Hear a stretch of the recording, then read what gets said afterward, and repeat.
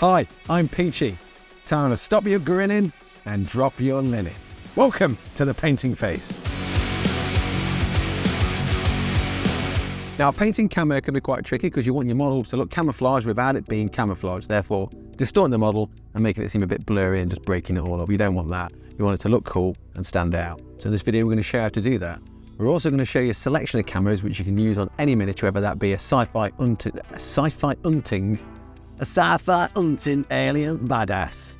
We're going to show you a selection of ways to paint camo that you can use on any miniature, whether that be a sci-fi alien hunting badass, a modern day soldier, or anything else like Astra Militarum. So stay tuned, keep watching for that. We're also going to be using some colonial marine style prints from We Print Miniatures. Now they have quite a vast selection of models that you can check out. There's something there for everybody. Now we have an affiliate link in the description, so also check out that. I'll take you straight to the site and you can see all the cool stuff they have. We particularly like Barry McGuffin in all his guises. What should I say? Barry McGuffin. Hi. And if you check through our affiliate link, you also get a discount. Yeah. Now, as a top tip when doing camo patterns, it's a good idea to get yourself some reference material, whether that's on screen, on your phone, but I like to actually physically paint it. So here I've used a palette pad and I've just painted the designs, and I'll always have that next to me when I'm painting and referring to it. Just, you can see the colors next to each other, how they work. Top tip there, I always recommend doing it. You can use a base instead of a palette pad, does the same job. So first up is going to be our Colonial Marine Core color scheme, which is inspired by the film Aliens, and we'll be starting off by using an undercoat of Army Painter Army Green. First up is to base coat the figure, and for this I'm applying an olive green tone. I'm using DEATHWORLD Forest, but there's plenty of other varieties out there you can use. Again, just do a couple of coats to get a nice even coverage.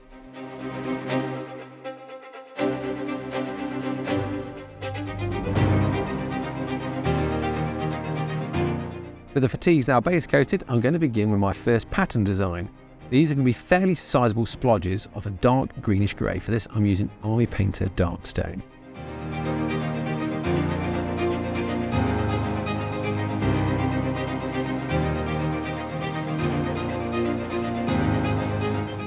With the first pattern painted on, I'm now moving on to the cream pattern.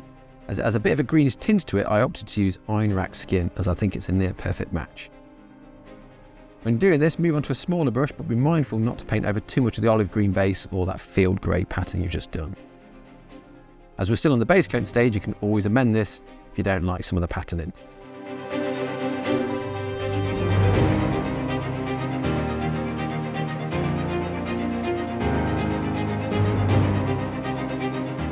Now our pattern is painted and we're happy with it, we shall now coat over with thinned down Northern oil. I'm using 2 parts water to 1 part shade. This will shade the camo pattern trousers where we need it, and from a speed point of view, there's no reason to highlight. Once the shade is dry, and depending on how thin the application was, in some places you might need to add a bit more punch to those camo colours. As you can see, I'm just tidying back up with a little bit of DEATHWORLD Forest and a little bit of Iron Rack Skin. Using the green spray as a base, we shall apply our first pattern colour, and for this we'll be using Black Legion. Again, I've used a piece of reference to keep me on track with the pattern. Where the fatigue pattern is more a splat and splodge style pattern, the armour is more blobs and sausages.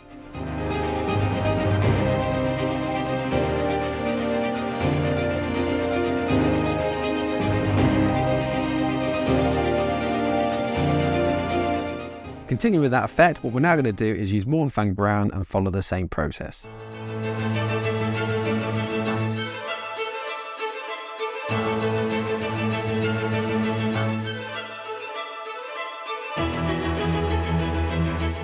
And now for a nice beige punch to that pattern, I'm using Xandria Dust and applying a few sausage shapes here and there.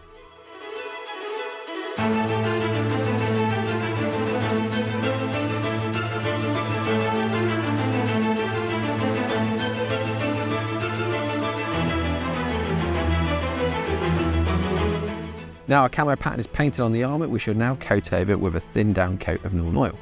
Again, using the same mix as the fatigue, so 2 part water to 1 part shade.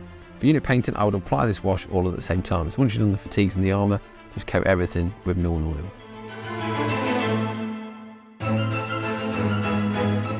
And just for a little extra definition, I'm going to use some Black Legion just to help separate the armour from the cloth, so it's a bit of a pin wash here and there. Again, that is just to help separate the armour from the cloth. I'm going to use some matte varnish now to remove any shine from the cloth, as shades can dry a little shiny. This is great because it then makes the armour and the cloth feel like two different textures.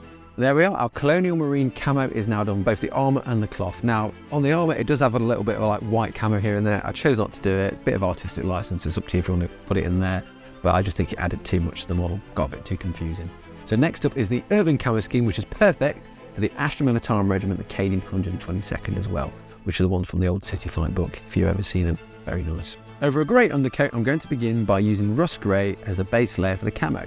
As it's a layer paint, you might want to do 2 thin coats. Next, we shall apply Black Legion for our first camo pattern design. Again, testing this beforehand and having reference is key. I would describe this pattern as well as horizontal or almost horizontal wise. Uppercase or lowercase doesn't really matter.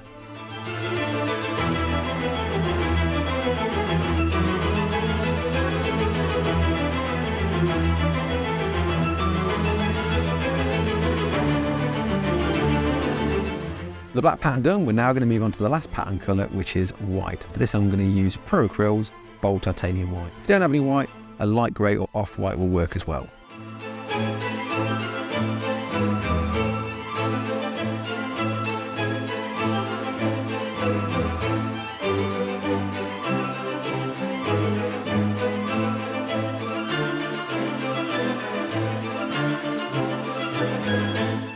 With our patterning now picked out, we're now going to shade over the cloth. For this I'll be using thin down lawn oil. Again, like the previous camo scheme, I'm using 2 parts water to 1 part shade.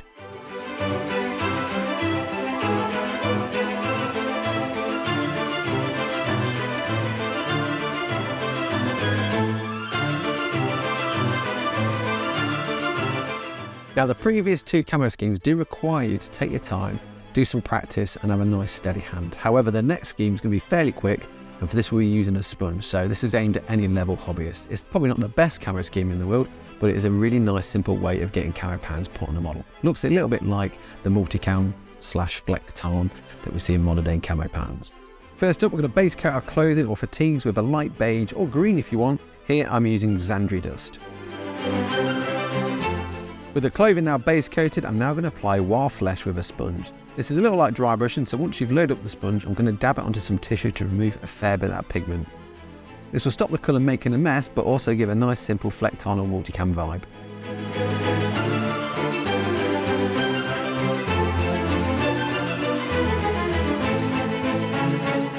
Continuing with that effect, what we're now going to do is use Mornfang Brown and follow the same process.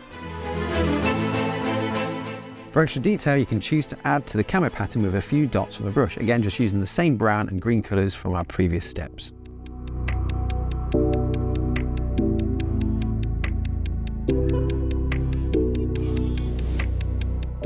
Now our pattern is painted on the clothing, we should now coat over with a thin down coat of Agrax Earthshade. Here I'm using 2 parts water to 1 part shade. And there we have it, our 3 ways to paint camo is done, and I hope you've enjoyed it.